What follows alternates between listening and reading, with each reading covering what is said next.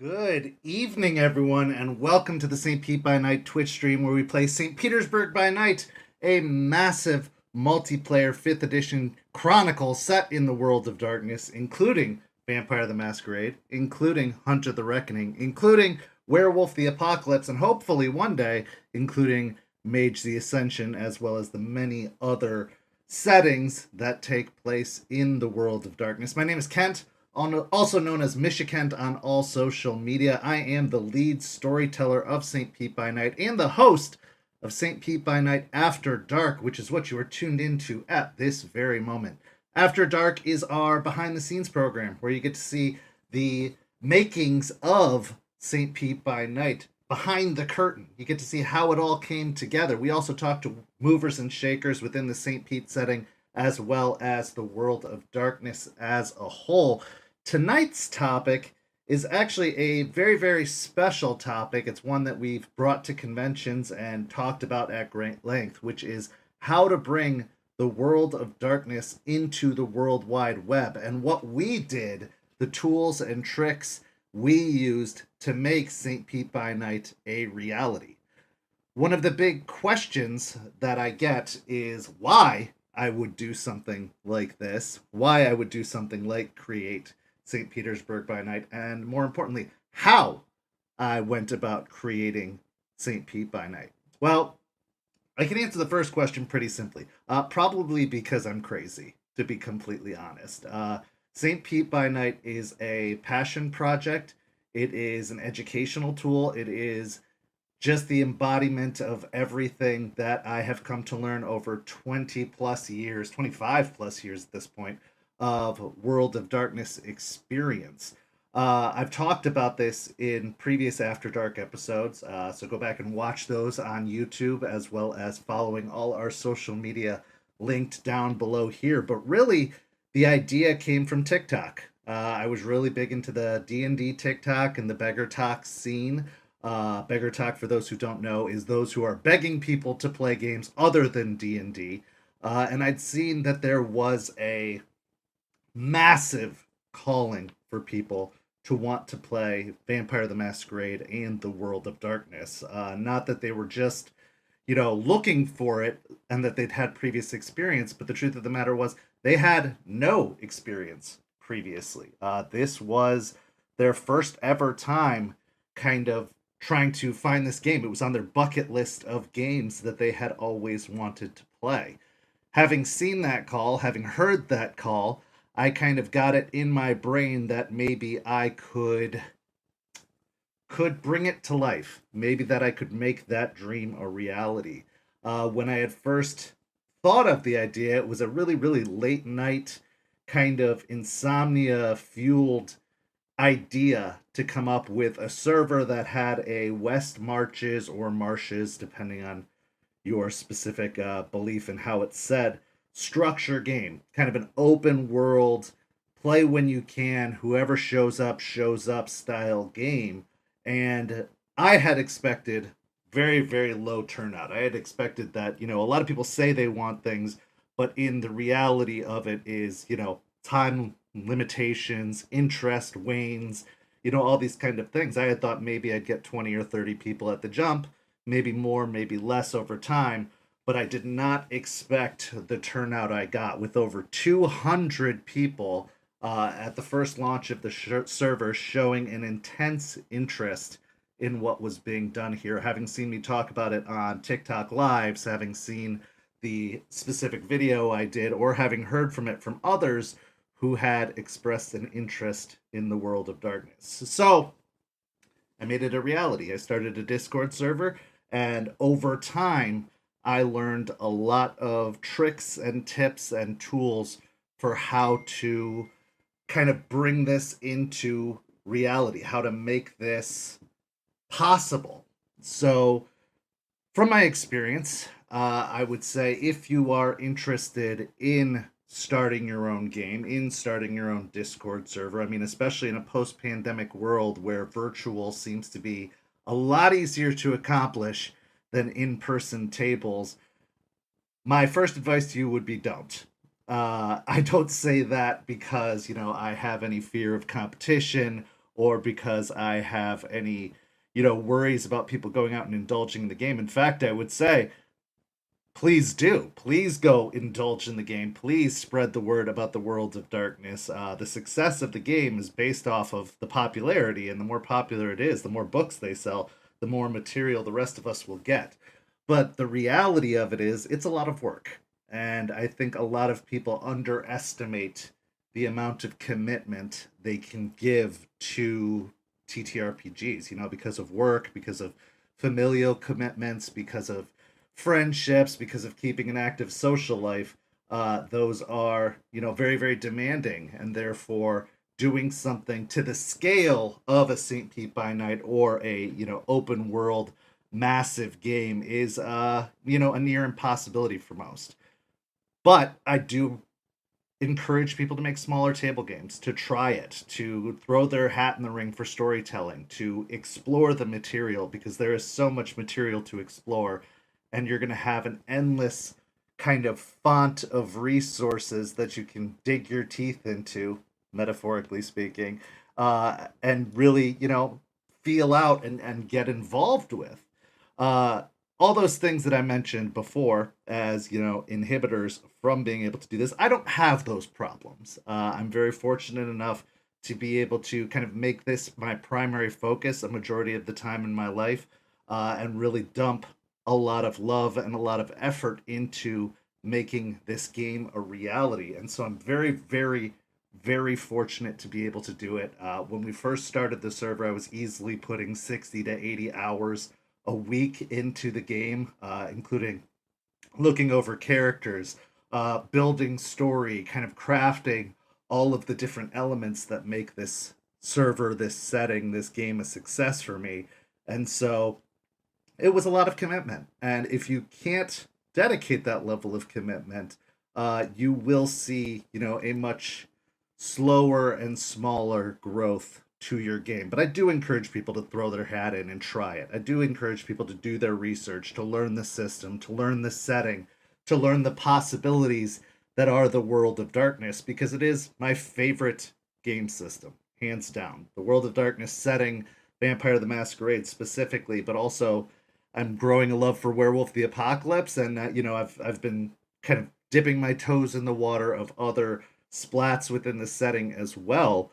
And it's a beautiful thing. It's a beautiful, beautiful setting. Before we get into too much more, I'd like to remind everyone that as this is After Dark, we do have the chat, which is going on the side of the screen here. So feel free to submit your questions as we go along, and I will answer them as best as I can here on the stream. So don't hesitate to do that. Also, I'm pleased as Punch to announce that we have another giveaway today. Our giveaway is sponsored by our very own Bera the Bard, a professional DM, storyteller, GM over on Start Playing. He has offered up as a sponsor a one shot for you and your friends in any of the systems that he is able to run, including Dungeons and Dragons, including Vampire the Masquerade, and many, many, many more. And he will use tools like Foundry or Discord or D&D Beyond. He has a lot of services, a lot of ability to run a variety of games, and I definitely encourage people to throw their hat in again for that giveaway. Bera can be found over at startplaying.games/gm/Bera-the-bard. But for tonight's giveaway, a free one shot, which I believe runs anywhere from 2 to 4 hours for you and 4 or 5 of your friends. They do not have to be part of the server to participate. Is yours. All you have to do is throw in hashtag Bera, that's Beara, in the chat, and you will be in the running for a free one shot of your choice with Bera the Bard in any system that he is capable of running. So I definitely suggest everybody throw their hat in for that. That is hashtag Bera in the chat, and you could be in the running to win that free 2 to 4 hour one shot with Bera the Bard. So, to make a community like St. Pete by Night happen, there are a variety of things you need. One of those things is people you trust. Foundationally, you need people that you can rely on, people that are as passionate and as committed as you are to the project to make something like this even happen. It is a labor of love, not just by myself, but by every single member of the moderator and storyteller team. When you get, games of the size and communities of the size of St. Pete by Night, you have to be able to delegate. You have to have people who are willing to show up and do the work, especially unpaid, which I'm very fortunate to be able to have such a loving community that is, willing to do the work and willing to participate as much as they do, considering that there isn't a great deal of income available in such a venture. But you need to have people that have a similar mindset to you, a similar vision to you, a willingness to work and collaborate with you, but also a willingness to do what you need to tell them to do. And that's a lot to ask of somebody without pay. That's a lot to consider of somebody who is, joining such an endeavor. And I think that a lot of people, again, underestimate how much work it's going to be, and they overestimate how much they're able to commit. And so there is a lot of kind of figuring that out as you go. There's a lot of trial and error, and there's a lot of compromise and accommodations, and you have to be willing to work with people and understand the limitations they have if you want them to be able to participate, which, believe me, you do. The willingness to make accommodations for people's conflicts and work schedules and how much they're willing to give is a big part of it. You can't have higher expectations for your staff than you put on yourself. You have to be reasonable, you have to be realistic if you are going to be able to make an endeavor like this work. Now, I was very lucky. Right off the bat, I had met some amazing people from TikTok, as well as incorporating people who were my real life friends, people that I've worked with and known in the world of darkness over the course of my 25-year history. One of them being one of my closest in-person friends, Caffeinatrix, who you'll get to meet in a few weeks here on After Dark. She was one of the foundational pieces of starting this server. She was one of the people that I had seen me as a storyteller when I was 21, 22 years old, and then growing from there. And, I had come to know her as a storyteller, as a player, as a, creative of sorts. And so I had a very foundational level of trust there that I was able to invest in an individual like Caffeinatrix. And so that was really helpful starting out and building up the server from that foundational point. Then also, you take a chance. You have to take a risk and you have to invite people in as the needs, present themselves. You need to take a risk on people and give them the chance to prove themselves, challenge them, and, allow them to make their own mistakes and trust them when they say what they can do and what they're willing to do in order to be involved. And I've been very, very fortunate to have some amazing staffers that have been with me since day one who I took a chance on. I know they had some experience in the World of Darkness, but I had never played a World of Darkness game with them before. I had never, really gotten to know them more than what was, available to me through our conversations on TikTok lives or in DMs. And so it did require a little bit of risk, but with that risk came reward. Now, of course, there were other instances with people who didn't work out, people who came their way through the staff or through the server and didn't end up staying or weren't able to, mesh well. And that's a part of it too. But you have to be willing to delegate. You have to be willing to allow other people to help you. Speaking personally, I am very much a control freak.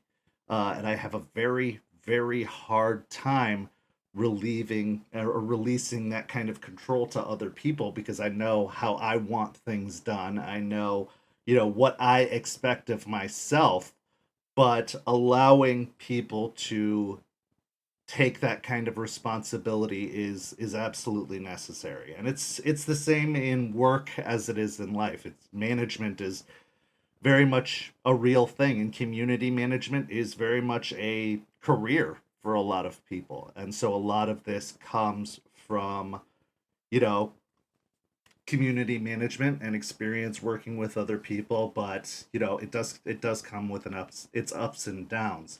So I had to figure it out as I went.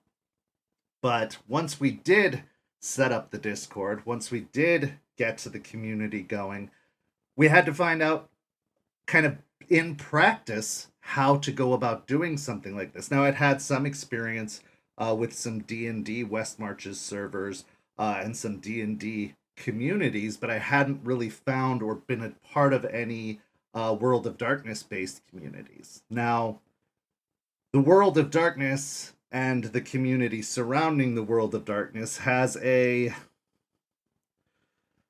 tumultuous history. It is a game that definitely calls to some of the more toxic elements of society while also being very appealing to the more creative elements of society. And a big part of that is kind of finding out who's who, figuring it out and realizing that you're going to get a lot of both and kind of giving people the chance to show themselves for who they are and then eventually filtering it out. And one way you do that is through consent forms.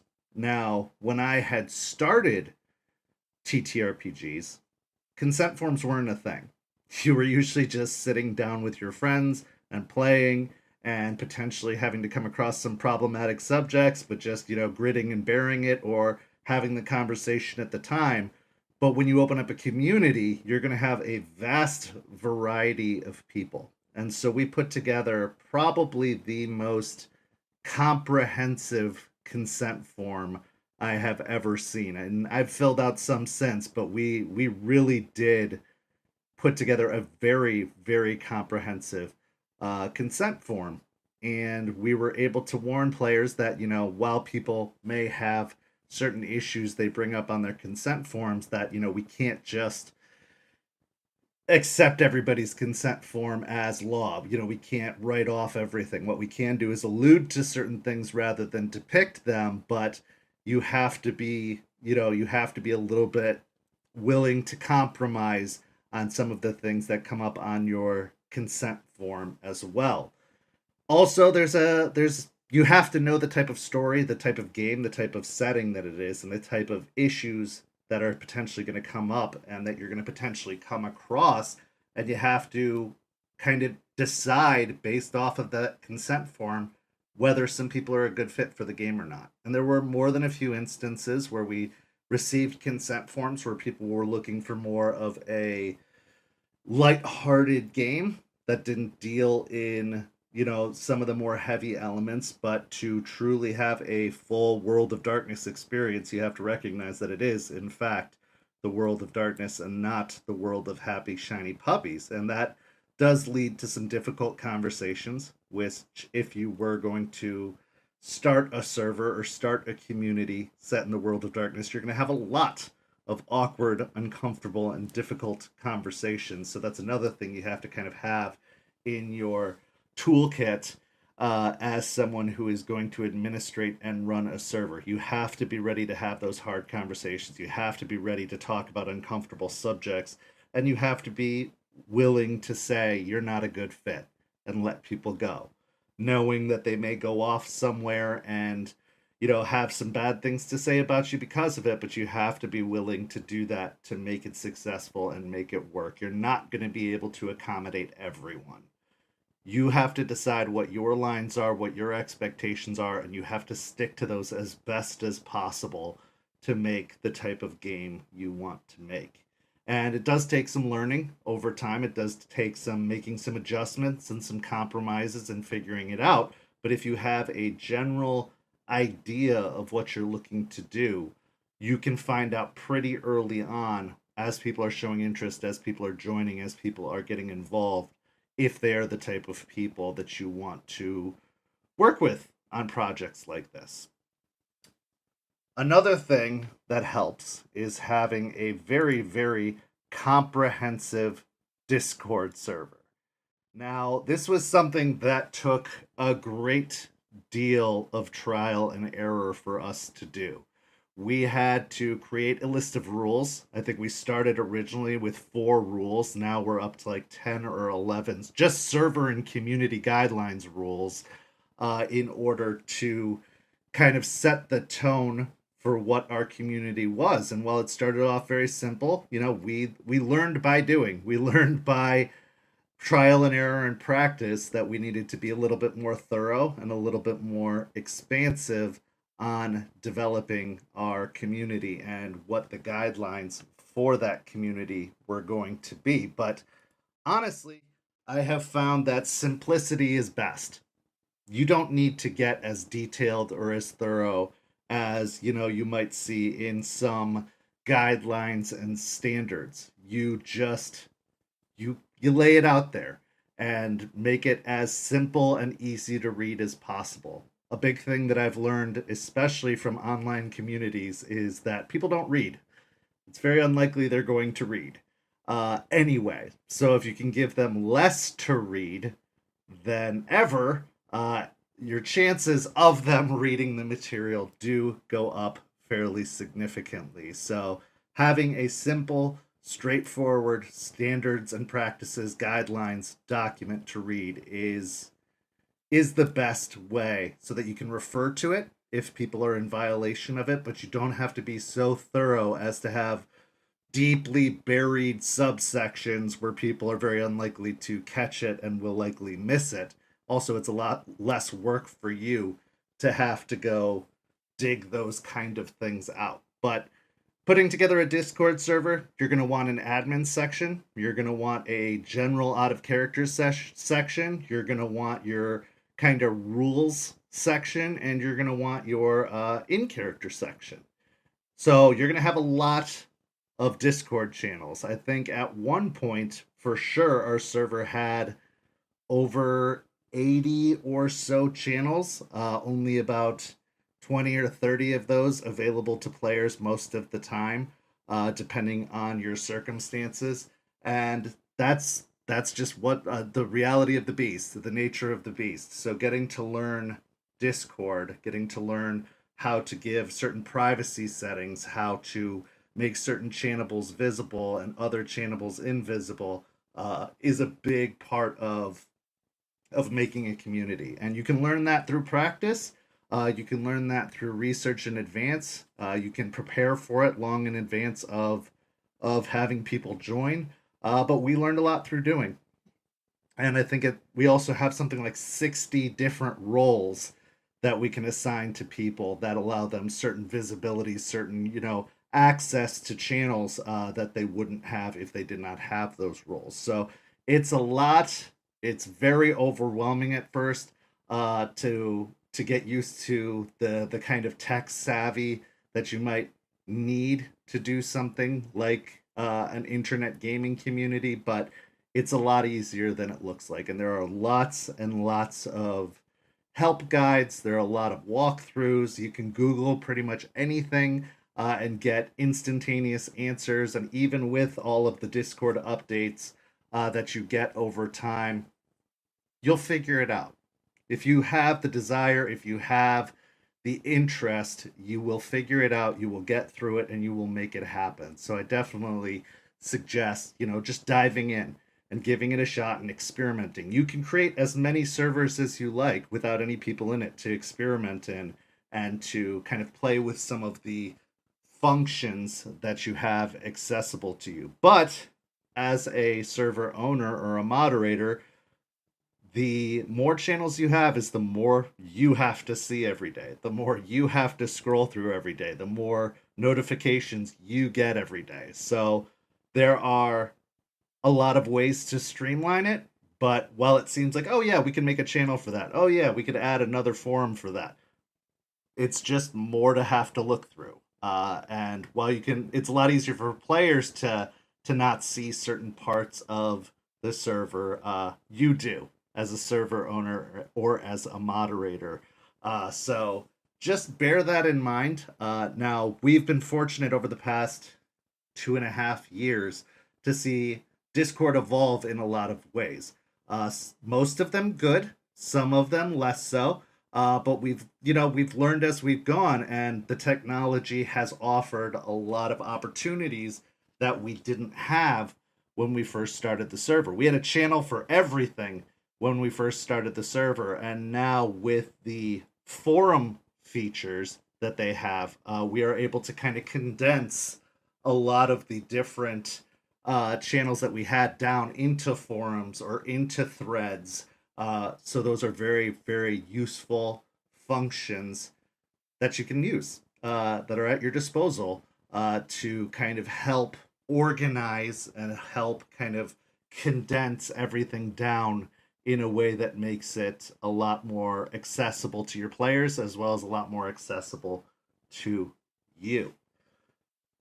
Once you have your community, you will start to acknowledge the strengths and weaknesses within your community. And the more generous members of the community will come forward with amazing ideas, amazing suggestions, and amazing offers of help. And I know I have spoken so highly of this individual so many times here on a variety of streams, but really this game wouldn't be as tech savvy or as amazing as it is if it wasn't for our webmaster Kyrie. And with that, we had our St. Pete by Night website, which can be found at stpetbynight.com. Our tech wizard has made some amazing things happen, including embedded streams, including staff pages, including game pages, a wide variety of resources, links to our supporters and to our sponsors. It has been an absolute godsend from Kyrie, and it has been so incredible to have the resources we have because of his willingness to just float the idea out there of help and my willingness to take a chance and really put the full powers of kind of a website and the control of a website in his hands. And I'm so grateful that I did. So finding out who your tech geniuses are can also provide some amazing and wonderful kind of additions to your community and to your environment. Shifting over to the chat, we have a question from Hugo, aka Jay, who says, how do you come to deal with trolls and problematic players? What helped you to distinguish between people who just wanted to cause problems and players who want to do good but have problem tendencies?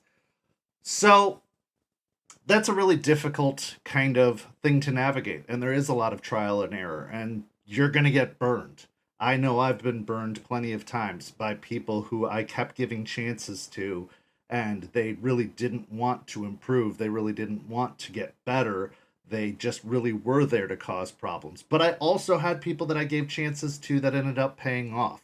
So really, you have to discover individually for yourselves kind of what your boundaries are, what your willingness to take abuse is.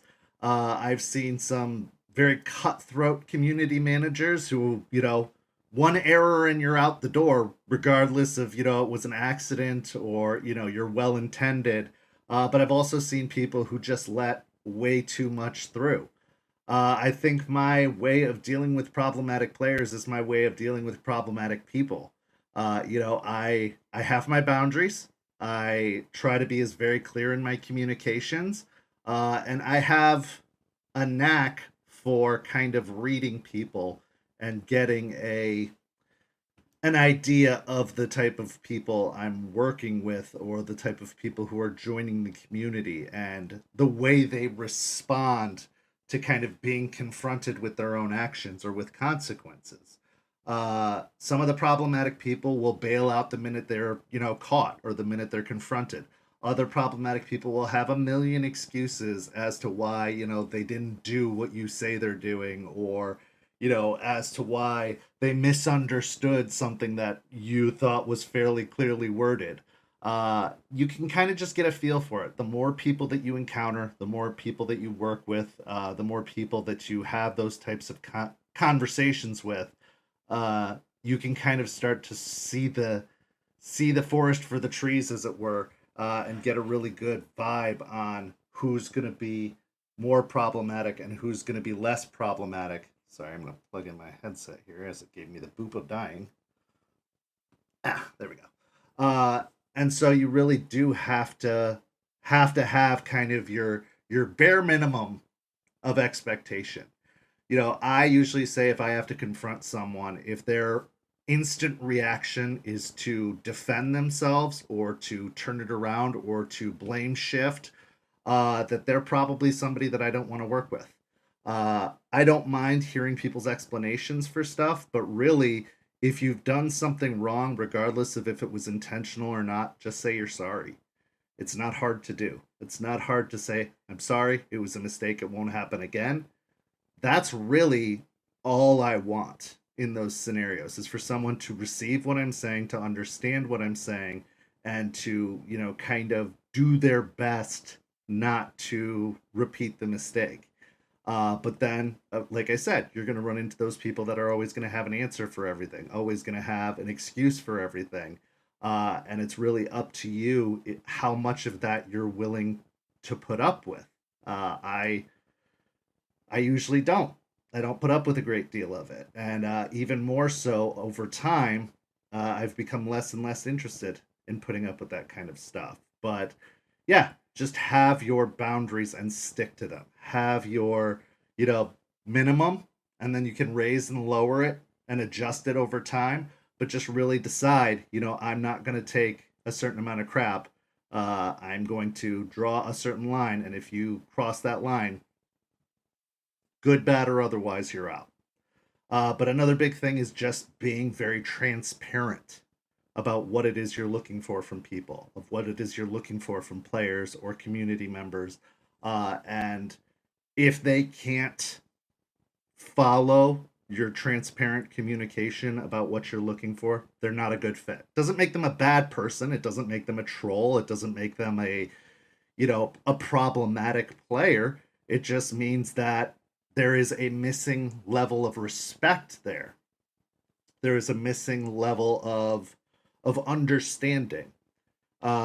I know that respect is earned, but I have started this community. I've been running this community. You made the choice to join this community as, as a community member.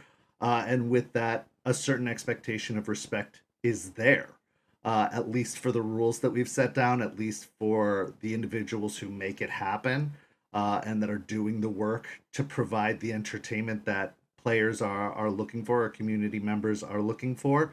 And if they can't do that, I don't have to earn anything. You don't have to earn anything. Like you can just show them the door. This is yours. This is your community. This is your server, and you're able to kind of just show them the door if they're going to be problematic. The next question comes from Anonymous81, who says, "Can you give us an insight into you and your team's processes in developing a world story or weaving tales together across multiple tables? Do you centralize the story yourself, or is it a group effort?" So, that is an excellent question. Really, when the game started, it was just me.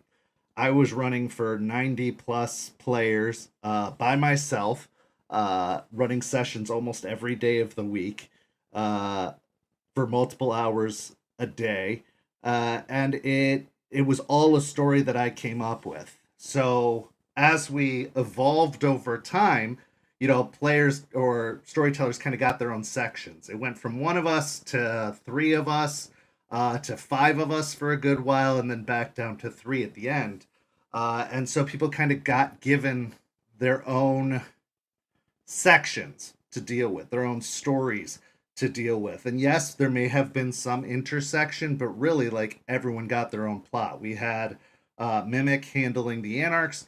We had Bera kind of running the Mage storyline, the Theo storyline, and the people involved in the Theo storyline.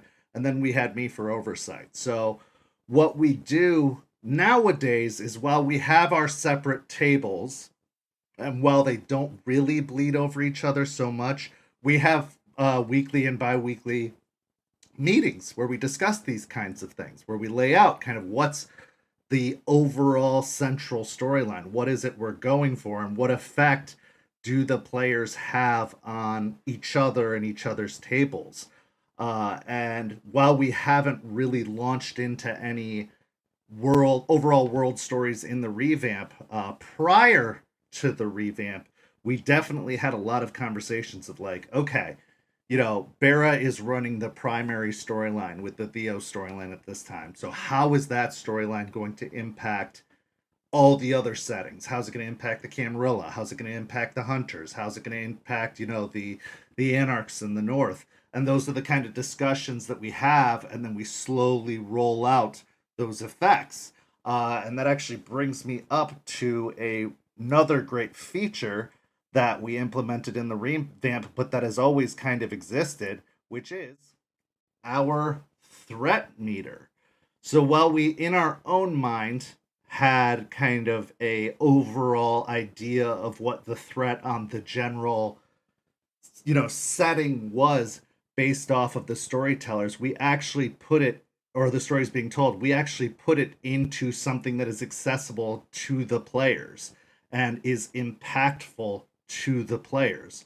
Originally, we had, a story that kind of had a more fluid, kind of overarching plot that anybody could get involved with, or anybody could, be affected by. Now, with the more separated tables, we still have this amazing feature that says, hey, your players and your tables can still impact other players and other tables. And we've illustrated that, like I said, through the threat meter here, and through the various categories of potential threats that cause the threat meter to raise and lower. So that's kind of a way that we do it. You have to give or take a little bit, and again, it's deciding who's really behind the wheel of the overall story at any given time, who's going to have primary control of the overarching story. Again, at the end, it was primarily Bera with the Theo storyline, but in the early days with the Second Inquisition storyline, and some of the other storylines we had, it was me. I was basically giving out marching orders, and the storytellers were running their own personal stories or their own smaller stories.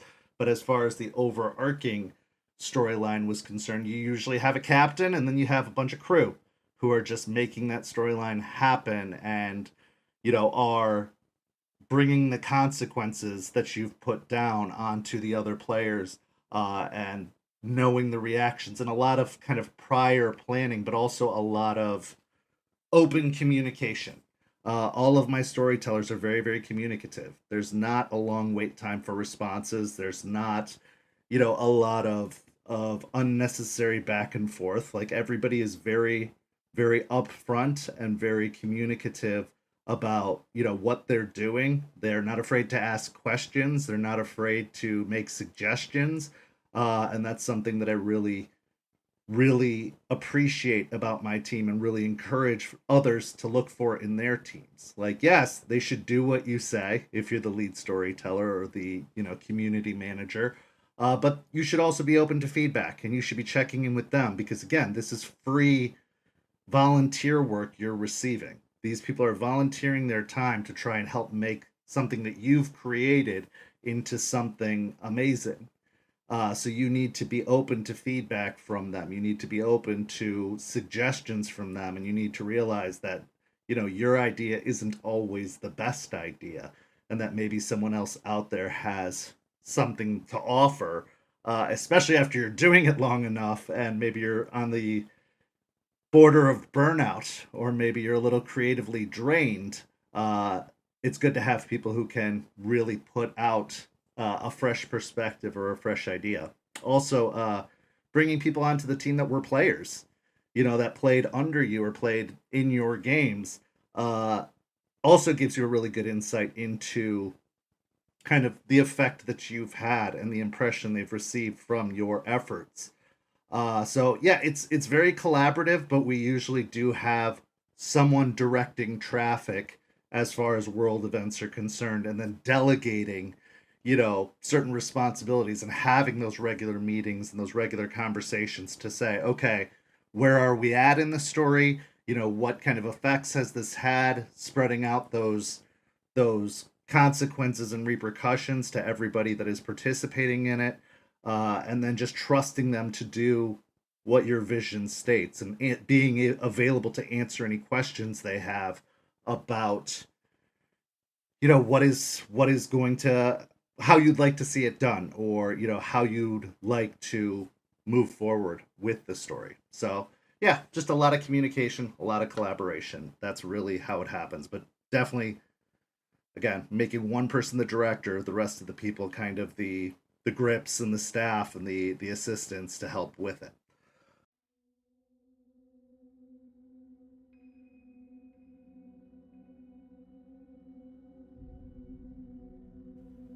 St. Petersburg by Night is brought to you through collaborations with our partnered vendors: Wolfpack Dice, Ember Fox Dice, Dragon Ink Dice, Bear the Bard, Champs Tramps, Panchi Artista, and Chromatic Creations.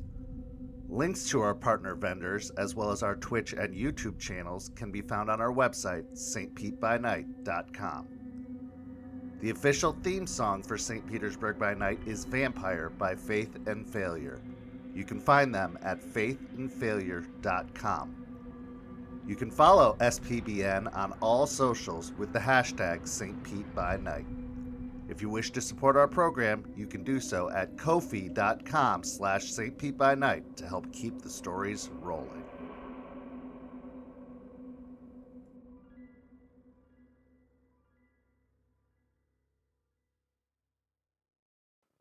Another thing that I recommend to people in creating kind of an open world game is really giving gravity to the world. Something that the World of Darkness kind of excels in, that I have found other settings don't, is that it's set in our own world. It's our actual real world. There are, a lot of games that work in fantasy settings, or some people take the impetus upon themselves to create their own settings. But in the World of Darkness, it's the real setting. So we have our city map. This is where we give the players an opportunity to kind of have a presence by establishing their own businesses, by claiming their own territories, by getting, a marking on the map, something that really stands out as theirs, or something that really, you know, gets them invested in the setting. But also, it allows people to kind of zoom in and get a realistic idea, especially through things like Google Maps, where you can get a street view perspective of what you're looking at, what you're visualizing, what you are traveling through and enduring and dealing with. I think that having that kind of real life visualization is definitely a difference maker for telling a good story and telling a good game. That's not to say dynamic storytelling isn't still required in some fashion, but it does take a lot of the pressure off. You don't have to create a street and buildings in your mind. You can for certain stories, but you can really just rely on what the world has created for you, what the actual real world setting is. You can use real world businesses, you can use, real world locations, and it's just a very, very nice feature in the world of darkness. It takes a lot of pressure off, it takes a lot of the work off. Excuse me.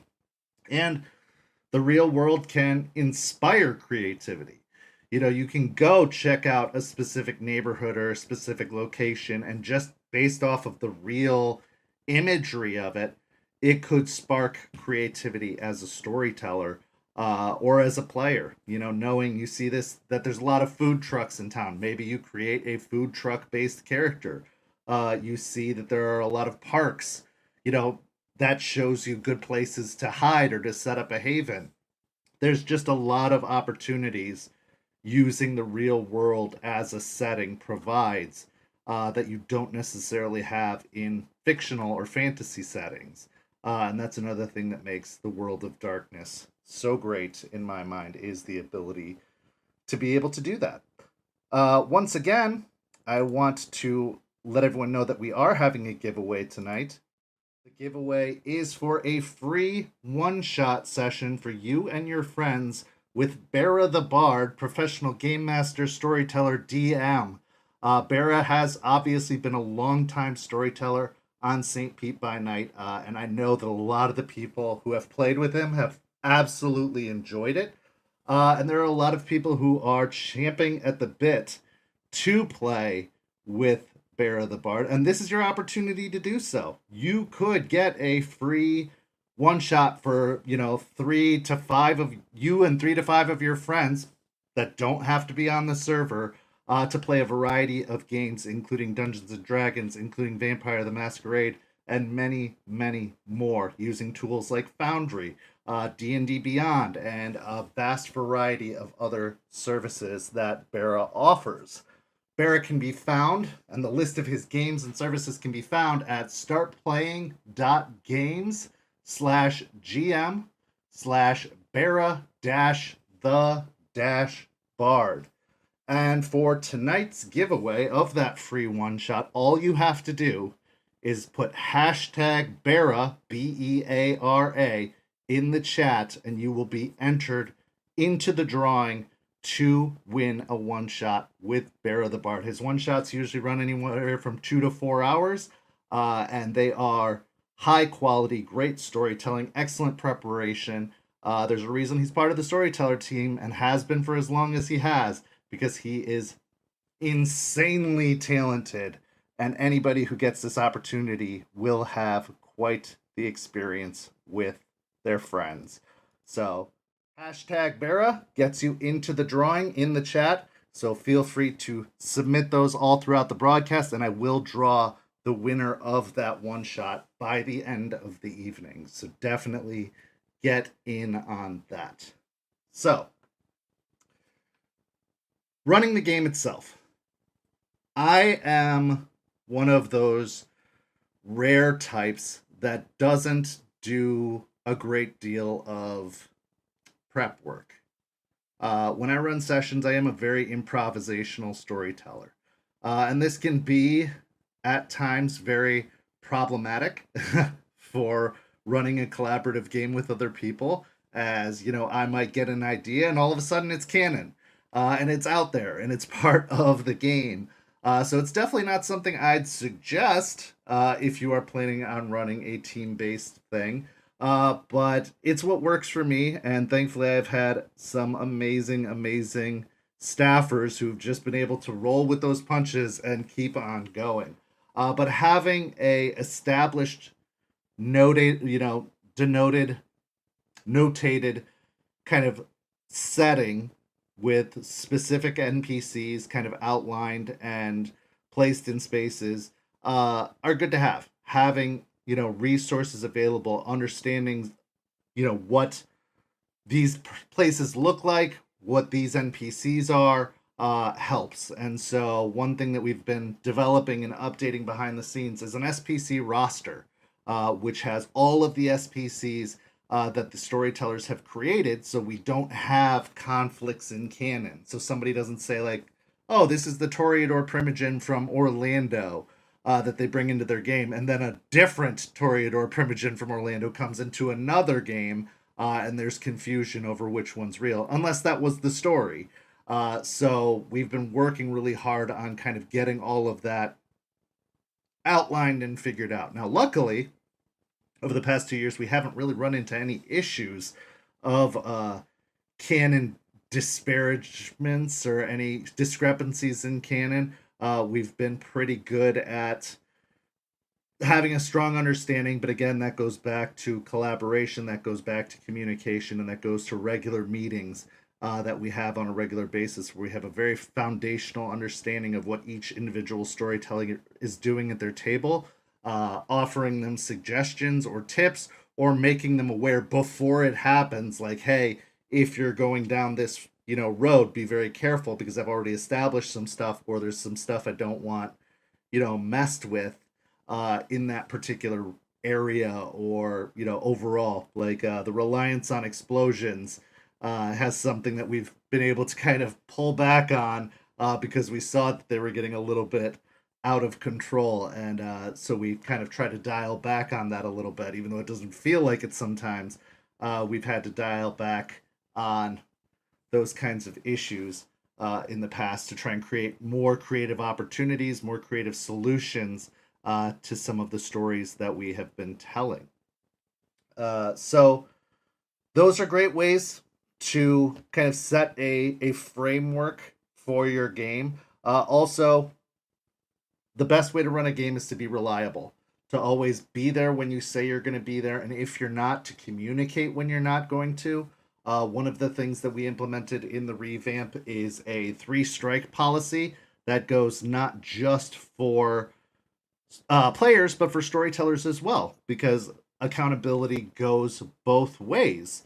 And part of that being accountable is showing up when you say you're going to show up, and to communicate to those that you play with when you're not going to be able to, with enough notice that they will be able to shift their plans or their expectations to be able to attend or not attend any rescheduling. So being accountable and having a clear-cut kind of rules and expectations system for when you're going to be running the game, and just sticking with it. You're going to have some slow days, you're going to have some days where people don't show up, but if you stay consistent, people will show up. Out of respect for what you're doing, out of respect for your time, you will grow your player base if you have events that are regularly scheduled, that you always show up for, that you aren't canceling on, that you aren't rescheduling on a regular basis. So when a storyteller starts a table, we make it pretty clear, like, when are you getting scheduled and are you going to be able to make it? And if they fail to do so, they could potentially lose the table or potentially lose their role as a storyteller. It's just very, very important to us that communication happens, that consistency happens. And so starting with that in scheduling your games is, or starting your community, is very, very fundamental. Is just setting a good standard for the other members of your team. You know, you can't expect your team to do better than you. You need to be the one, if you are starting the game, if you are the community manager, you need to be the one setting the standard that they are trying to reach. You set the bar through your actions, and then you can judge people on based off of how close they get to that bar. Obviously, making compromises for their time and whatnot. But yeah, just making setting an example is such an important part of leading a team, of running a community, of starting a game. Another thing that helps in kind of creating a massive open world game like we have on St. Pete by Night is social media.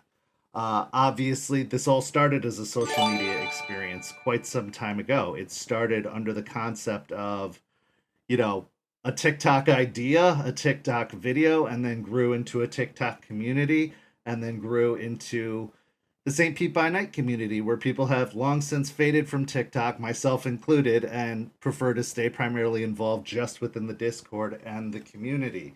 So as you can see here, we have, you know, content that we've posted, we have a social media presence, but really more important than our videos, our channel, is the hashtag St. Pete by Night, where you can see we had over 8,400 individual posts using the hashtag St. Pete by Night, you know, in TikTok, in the community. So we have been able to kind of create a brand, create a community just based around the hashtag. So if you are looking to create a stream or create a, you know, community based game, branding is very, very important. There's also an investment into that branding as well. So for example, all of the artwork that you've seen on our community was commissioned, was paid for. So there is a certain cost that comes with investing into something like this as well. So budgeting yourself and realizing that making something that looks good, like the streams do, making something that looks, you know, that has nice art, like the server does, is an investment.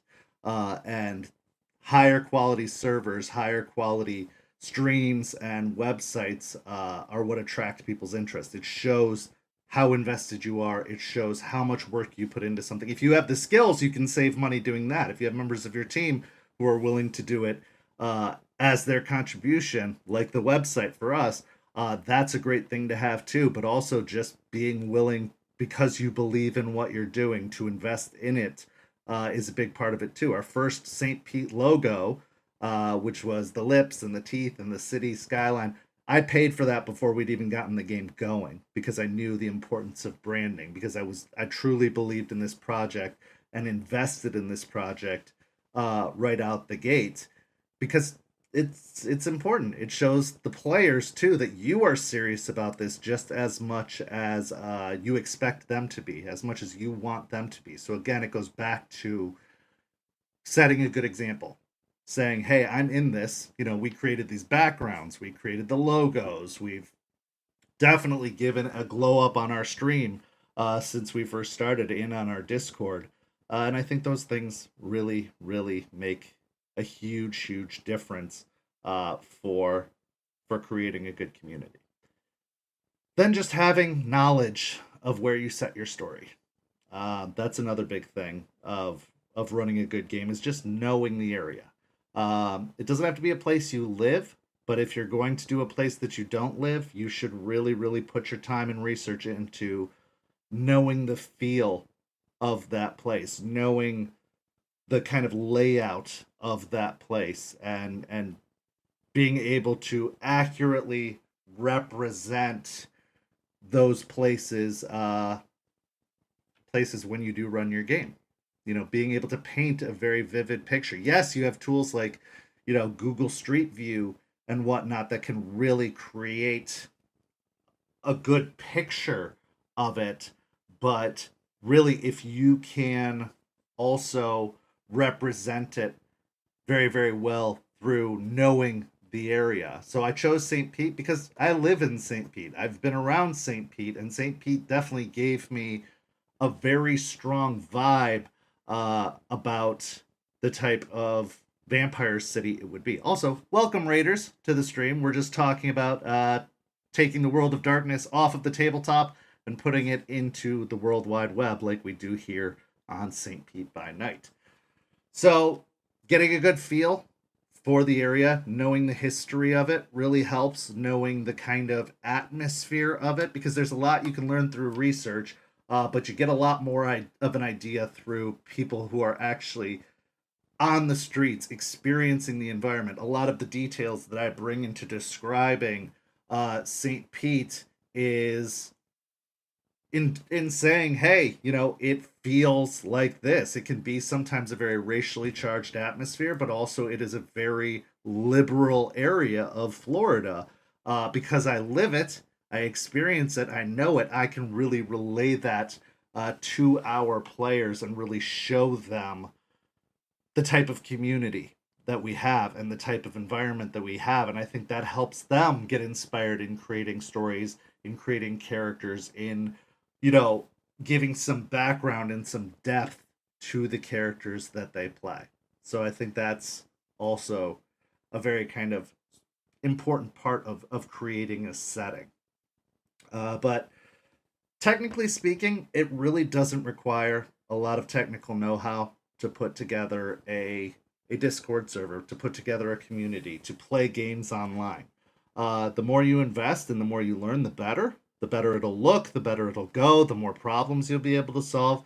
But really, if you can create a Discord server, a few basic channels, you can easily run a game for you and your friends on the World Wide Web that you would not have the capability to do in person. Plus, being, having this online format is a lot easier to get people together than if you were to do it in person. A lot less issues that you're going to run into with people showing up because they can show up from the comfort of their own homes. They don't have to change their routine very much to be able to fit in a game. They can connect via mobile. We've had several players who have played from their phones while they were on vacation or while they were out of the house. They could at least tune in and participate that way. So it's a really great way to connect with people, that you wouldn't be able to see normally in person. Also, it's a good way to connect with people all over the world. St. Pete by Night, boasts players from France and Australia. We had some people in South Korea for a little while. We had some people in South America for a while. Like, we've had a vast network of people over a large kind of all over the world, over a large span of space, which is something Brazil. Yep. Something that you couldn't have in an in-person format. That's not to say there aren't plenty of benefits about meeting in person, but I've met so many amazing, incredible individuals. I've had so many incredible stories and experiences. I mean, the fact that we still have this game going is incredible, is something beyond what I'd ever dreamed about. And I think that more people are coming into this kind of way of doing things. The old web forums, as Adderworks says in the chat, is a perfect example. Play by post, play by text. I ran an E-Federation, which was a wrestling role-playing game on a play by post server. It's been around. The concept of this isn't new. It's just kind of evolving as things do over time. There was also MUDs, Moos, Mushes, Mucks, as Double Magus mentions. I participated in a lot of those. So I've been doing computer-based role-playing games for a very, very long time. I mean, even dating back to when I was a teenager, when I joined my first MUD, which is called Multi-User Dungeon, a text-based kind of role-playing server, was back when I was 14 years old, and I'm 40 now, so dating myself a little bit there. But it's not a new concept of people trying to connect over great distances. It's just something that has gotten a lot easier. a lot easier, a lot more accessible. You don't have to go digging throughout the bowels of the internet to find these kind of resources. They are a lot more accessible than ever before. Discord is, despite its issues, incredible. Services like Fantasy Grounds have now picked up Vampire the Masquerade. Also, a service known as Demiplane has a virtual tabletop function for Vampire the Masquerade. The material is accessible now, like D&D Beyond, like some of the other virtual tabletops. You do have to pay to get the resources. So if you buy the book, you're going to end up buying the book again, or you have to be willing to go through the arduous effort of programming everything in yourself, which isn't the end of the world, but it is very, very time consuming for those of you who aren't willing to invest in the materials. But I've tried out the virtual tabletops of Fantasy Grounds and of Demiplane. They were great. They've got good functions. They're very user friendly, and they've got resources. They're a little bit behind on the materials that have been released, but they are slowly but surely catching up. And I know they're doing Kickstarters all the time to add the newer books to Fantasy Grounds and some of the other sources. So supporting those, you could get Hunter the Reckoning on Fantasy Grounds. I believe Werewolf is out or is coming out on Fantasy Grounds. Most of the Vampire the Masquerade material is on Fantasy Grounds, so you can get the resources you need to run a online, game pretty accessibly. And I like the virtual tabletops personally. I do like the idea of being able to use maps, being able to roll the virtual dice. Speaking of virtual dice, we were very fortunate enough that our webmaster, web wizard extraordinaire Kyrie was able to put a dice bot together for us. But before that, we used a resource called Chronicles of Darkness. I believe that's what it's called. Let me just double check. But there was a pre-existing dice bot that did give you Realm of Darkness. That's what it's called, Realm of Darkness. That did have a dice bot, and having virtual dice is very, very nice. People who are trying World of Darkness for the first time pretty much are pretty guaranteed not to have the dice required to run a Vampire the Masquerade game. It's a lot of D10s and no other dice. So unless they're rolling the 1 or 2 D10s they have over and over and over again, it's very unlikely that people are going to have it. So really relieving people of the necessity to go buy dice and providing a service like Realm of Darkness or other dice bots to your players can be very, very helpful. And I know our dice bot has been able to incorporate hunter mechanics and werewolf mechanics as well, but Realm of Darkness does have a lot of the basic mechanics of that you need for World of Darkness, for rolling rouse checks and blood surges and dice pools and incorporating hunger into the rolls. So it also, it does make things very transparent to your players. It does get everyone on an even playing field. And while people hate the dice bot because they like to say it's hungry, that's part of the fun. One of the things I love about World of Darkness is failing in World of Darkness. I like it in my other role-playing games too, but I especially love it in World of Darkness. I love the trauma. I love the struggle. I love having to overcome various issues, even ones created by myself. And so dice bots help with that. It also does make the dice rolls very transparent. So if you have a worry about certain problematic players, as Hugo had mentioned before, one way to do it is to make it transparent, to require players to use the dice bot at your tables, so that there is an even, open playing field amongst all the players, that they all have the even expectations. And while it is a little bit to get used to using, there is a little bit you have to learn. Our dice bot has a how-to guide now on the website. So if you are struggling with learning how to use the dice bot, all of the commands are available on our website under, I believe, resources, but I will check that while I'm sitting here talking right now.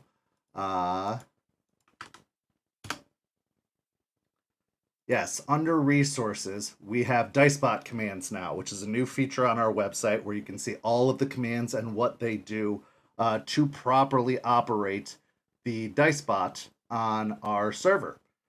And again, it also helps with people who have to tune in when they're not at home. If they need to join a session from work, from school, from abroad, whatever the case may be, having that dice bot means that you're never going to show up to a session without dice. They will always be available, and it's one less burden that players have to struggle with or worry about.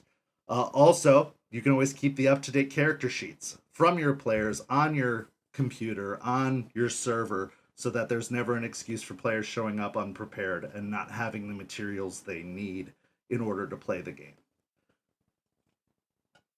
Another thing that comes with running an online community is, I talked about earlier, trusting your staff. It's also trusting your players and being willing to cede a certain level of control to your players. Give a certain level of trust to your players. One of the things that made St. Pete by Night so appealing to so many people was OpenRP and the ability to play whenever you want to. That was one of the biggest parts of my vision for the game. That was one of my biggest, most important factors to have come through in the revamp, was the ability to have people play on their own free time. The ability to just meet up with other players, have fluff conversations in characters. We were very strict about not using mechanics, but having people be able to develop those characters and interactions on their own free time without a lot of necessary admin oversight was a very appealing part of St. Pete by Night for a lot of players. Now, of course, we did have problematic people. We did have people who tried to take advantage of those opportunities, but we found those people out, and we removed them from the community. So yes, you have to be on the lookout. Yes, you have to institute things like notes policies and rules to keep people in line. But if you aren't willing to offer that level of trust to your players, they probably shouldn't be a part of your server, or there's probably other problems at play there that you have to kind of work through and sort out. So find a group that you like playing with and extend to them that trust. And if they abuse it, be ready to have the uncomfortable conversations and the, willpower and the composure to get rid of them, to remove them from the community for the betterment of the overall community. Because, as mentioned at the beginning, the World of Darkness does call to a vast and varied audience of people. So you just have to keep an eye out for those particular individuals and be willing to do what it takes. Again, I'm going to take a quick break here to mention the giveaway we've got going on. A free one-shot from our very own Bera the Bard. He is a storyteller on St. Pete by Night, but a lot of people don't have that amazing opportunity to play at his table or in one of his games. Well, he is a professional game master over on Start Playing, and he does offer a vast variety of systems, including Dungeons and Dragons, including Vampire the Masquerade, plus many, many more. And he incorporates tools like Foundry, like D&D Beyond, and a vast variety of others that will enhance your game playing experience. Plus, he has been running games for such a long time. According to the website here, he's been a player in games for over 16 years. He's been a GM for over 8 years. And on Start Playing alone, he has hosted over 98 games, which is quite an achievement. So you can go play a free one-shot with Bera the Bard by just using the hashtag Bera, Beara, as it's spelled there, in the chat. That'll put you into the running for a game for you and 4 or 5 of your friends to play a free 3 to 4 hour one-shot with Bera the Bard. And I guarantee that is an experience you do not want to miss. I have had the fortune of being able to play in a D&D game of his and a World of Darkness game of his, and they are amazing. So just put hashtag Beara, Beara, in the chat, and you will be in the running for a free one shot. You do not have to be a part of the community to win. You do not have to be a part of the community, or your friends don't have to be a part of the community to play in this game. Just get that free one shot, and I guarantee you'll probably want to have more than that one going forward in the future. Maybe even a whole campaign. Who knows? But anyway, I definitely recommend taking the leap, experimenting, trying. You'll always miss the shots you don't take, and this was a huge gamble and a huge risk for me, financially, time wise, socially, but it paid off. And I definitely recommend, if you have the passion for this, if you have the drive to make it happen, you don't need to have the know how. The know how will come with time. You just have to have the desire to make it happen and the desire to keep it going. You know, before the revamp, I was on the edge of burnout, which would have meant the end of the server, but I made the decision to take it down, you know, restructure some things, put an end to the previous story, and start up a new story and start up a new game and really get an entire, you know, new experience going for our players, which I think has been for the betterment of the server, been the betterment for me and my mental health, been the betterment for, you know, my own energy levels and for my drive for the game. So being very aware of yourself and checking in with yourself throughout the whole process is also a very fundamental part of running a game in general, let alone a game of this magnitude and size in such a format as, you know, Discord and an online internet community. But that's led to some incredible experiences like KindredCon, which we talked about in the last After Dark episode, like several player meetups, including myself, who took a drive across the country and literally met 10 or so players, and actually stayed at some of their houses and apartments during the road trip. And now I consider those people very, very close friends of mine, and a very, very important part of my life. So it is worth the opportunity. It is worth the risk. But if you don't, you know, have that level of time to commit, if you don't have that level of energy to commit, you're always welcome in our community. You're always welcome in our game here over at St. Pete by Night. So I definitely encourage everyone to join the server if you aren't a part of it already. As you can tell from our chat, we have, you know, plenty of amazing individuals who are a part of this community and are a part of this experience, and they make the whole thing worthwhile. Our join links are down below, both on YouTube and on Twitch, so you can join our server, become a part of the community, and maybe find some inspiration to go start your own. I have never held any kind of grudge for people who get inspired and go start their own projects. I really think that that's the nature of all of it, is that you're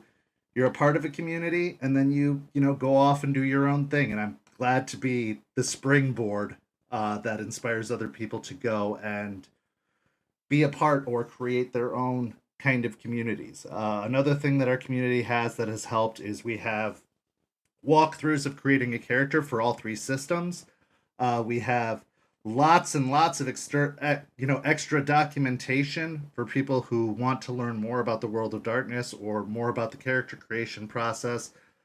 We provide a vast variety of resources, including, you know, links to YouTube videos and podcasts for those who want to indulge further. And, you know, we want to educate. That was another big kind of cornerstone for starting this for me, was educating people, because a lot of people did not have any experience, or they'd only heard bad things about the game. And there's so much good and so much creativity in the game that can be had as long as you find the right people to play with. So that being said, unless the chat has any more questions for me tonight, I'm going to keep this episode of After Dark a little bit shorter. I hope you learned something. I hope I gave a little bit of insight into how we transition the World of Darkness to the World Wide Web and all of the benefits that come with it. as well as an honest look into kind of just how difficult it can be, just how intense it can be, just how time, you know, how much time commitment comes with trying to run a game like this. But it's worth it. It's definitely worth it, and I encourage everyone to do so. Go check out our incredible website, like I talked about before, created by our web wizard Kyrie over at SPbN.com. There are links where you can learn about the staff. There are links about where you can learn about the various tables that are currently running, including episodes listed under each game of the ones that have streamed so far. There's our resources that show you the city map that I talked about earlier. There's our links to our sponsors, our incredible sponsors, including Bear the Bard, as we'd mentioned earlier. So go support them because they are helping support St. Pete by Night. There's also a link to our Ko-fi on the website. If you want to support this game with more than just your wonderful personalities and your presence, you can do so financially. One thing that a lot of people don't know about St. Pete by Night is that it is completely free. We don't charge a dime for being a part of this community, for participating in our games, for just being involved at all. It does not cost anything. In a lot of communities like this, you would have to pay to play. We don't charge anything. So you can support our community by donating to the Ko-fi. It is very much appreciated. Also, as I've mentioned, you can go check out our social media using the hashtag St. Pete by Night, or just going to at St. Pete by Night on TikTok, Twitter, also known as X, Instagram. You can find all of our past episodes of all of our shows on YouTube and here on Twitch. You can find us anywhere you can find St. Pete by Night. That is where we are. And supporting us on all those locations really does make a difference. So thank you so much for doing that. So, I've been pushing it all night. This is your last opportunity to use the hashtag Bera, because I am going to make that drawing in 5, 4, 3, 2, 1. The winner of the giveaway tonight is Great Man King. Great Man King, thank you so much for entering into this contest. You have won a free one-shot for you and 4 of your friends. It was Mirage who won the giveaway, but she's already playing at a table. And then Hugo had already won our last giveaway, so I'm giving it to Great Man King. I did a redraw. So Great Man King, you have won the one shot with Bera the Bard for you and 4 or 5 of your friends using D&D, using Vampire the Masquerade, as well as one of many of the other systems. So go ahead and give that a shot, and you will really enjoy yourselves. I have no doubt about it. I'll get in touch with you on the server with the details. I'll put you and Bera in touch, and you'll be able to set up that game and start making arrangements for that game to take place. So thank you guys all so much for tuning in to After Dark tonight. I really appreciate it. Like I said, I hope you learned something. I hope this answers some questions. As always, you can reach out to me anytime on the server to find out more information. I am very transparent about how all this works and how all this happens, and I'm happy to teach. So don't be afraid to do so. Thank you for joining us. Follow all our social media down below. Go support our sponsors. This week we have Rage Across Tampa on Tuesday. We have Don't Get Caught on Thursday, and we'll be back for another After Dark next Saturday. Also, we will be starting the Bloody Strings story soon. I believe we might do that on a Monday or a Friday, but I will let you guys know, and it'll be on the schedule as soon as we find out. So keep an eye out for that. That is Bear the Bard's game that we will be streaming, so you'll be able to check those out soon enough. But my name's Kent, also known as Misha Kent. You can find me on all social media, and we will talk to you next time. Have a good evening, everyone. Good night. This has been a St. Petersburg by Night production. After Dark is produced in agreement with the World of Darkness and Dark Pack. The host for After Dark is Kent. Visit our website at stpbynight.com for more information about all of our productions and how you can become part of our community. Thank you for listening. Until next time, fangs, stakes, and claws out.